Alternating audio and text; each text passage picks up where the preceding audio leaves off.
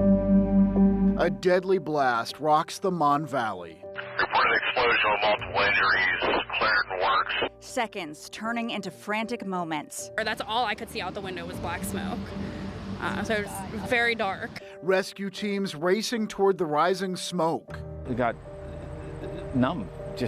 We knew there was something serious. Complete coverage of a devastating day at the century-old Clairton Coke Works. And more than 1,000 people work at the U.S. Steel plant, which is right along the Mon River there in Clairton. It's as investigators try to figure out exactly what caused this workplace emergency. We now know that ongoing search for one missing worker has ended in another tragedy. Want to give you a look inside the plant. Now, this was taken not long after that explosion we now know killed 2 people. As you can see, this is likely where that blast came from. Now, we spoke to workers who say it happened in what's called the reversing room for batteries 13 and 14. And you can see it was strong enough to blow through and twist that metal structure. Well, this morning we have live team coverage on this deadly plant explosion. This as 2 families are now in mourning. First, we want to get out to our Chillicothe Adele. He joins us live this morning in Clairton and Chillicothe. Of course, this investigation is still underway. It's really just getting started. Correct, Erica and David. Good morning to you guys. The body of the one employee who had been unaccounted for was recovered from the rubble last night, and now the focus turns to figuring out why and how this deadly explosion happened. Why don't we give you a rundown of how things unfolded yesterday. First responders got the alert just before 11 a.m. Sources tell KDKA the explosions inside the reversing room. The explosions happened inside the reversing room for batteries 13 and 14. The room acts as a mechanical regulator. Basically, it makes sure the coal bakes evenly in the oven. Allegheny County Police say there were multiple secondary explosions as well. 14 local fire departments and 20 EMS services came to assist, to treat people, to help the recovery efforts. 10 people were taken to local hospitals to be treated. 5 of them have been released. 5 others were last listed in critical but stable condition.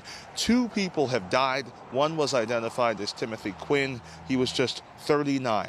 The second victim was pulled Monday night. He has not been identified yet, but now the recovery effort is over, paving the way for the next steps here.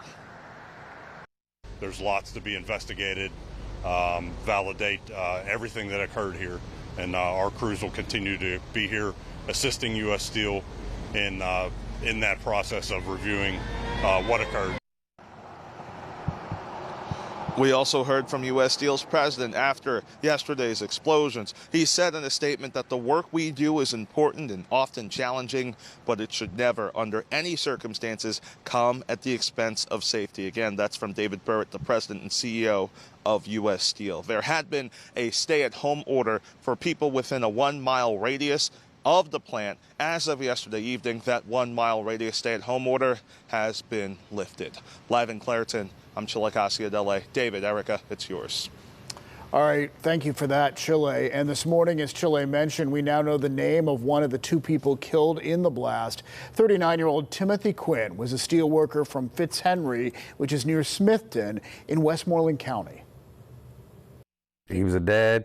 He had kids. I mean, he loved his family. He talked about his kids all the time. And this morning, friends and family members are remembering him. Our Megan Shin joins us live in Clairton. And Megan, we're learning he worked at that plant for more than 15 years. Erica and David, that's correct. 39-year-old Timothy Quinn is one of the 2 workers killed in the explosions here at U.S. Steel's Clairton Coke Works. And it's a sudden loss with massive consequences that steel workers here won't soon forget. And we know that as they show up to work this morning, it is certainly on many of their minds. And even last night, we spoke with one of the co-workers, steel workers, David Wheatley, and he says he knew both men who died in this explosion. Wheatley says Timothy Quinn was a great guy and a hard worker, and other men had this strong faith, positive attitude, and worked at the mill for over 15 years. Now, David Wheatley himself worked at U.S. Steel Clairton plant for 14 years, and Quinn had a long legacy of employment at the mill, too. He worked there a little over 15 years, and his dad worked at the mill as well. Quinn just turned 39 years old, and he had a girlfriend and was a father of 3. Q was a good dude. I mean, he would give you his shirt off his back if you needed anything, had any questions about the job or anything. He would be there. He knew it, and he was just one hell of a dude. I mean, I can't really explain it more than that. I mean, he was probably one of the best coworkers I ever had. I mean, he was a good guy. Wheatley says he prays Quinn didn't suffer. The explosions occurred inside the reversing room for batteries 13 and 14. Quinn's was a heater at that plant, and now, like many in our community, they hope those who were hurt recover quickly and get back to full health. It is an emotionally tough time for all the employees here at Clairton Coke Works, and many are still grieving the sudden loss, as well as just looking for any answers that we could find as to what happened with this explosion. Reporting live outside of the U.S. Steel Clairton Coke Works, Megan Shin, KDKA-TV News. All right, Megan, we appreciate that.